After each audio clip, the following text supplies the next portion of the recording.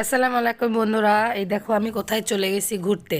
কোথায় গিয়েছি? আমাদের কণ্ঠশিল্পী মমতাজ ওনার প্রাক্তন হাজব্যান্ড, সাবেক হাজব্যান্ড যিনি মারা গেছে, রশিদ সরকার, তার কবরস্থান, তার মাজার করে রাখছে। ওই যে আমার পিছে দেখতে পাচ্ছেন, ওইটাই হচ্ছে তার কবর। এই যে দেখতে পাচ্ছেন, এটাই খুব সুন্দর করে ডেকোরেশন করে রাখছে, এমনভাবে করে রাখছে মনে হচ্ছে উনি এমন একজন পীর আউলিয়া হয়ে গেছে, কিন্তু উনি একজন ভণ্ড।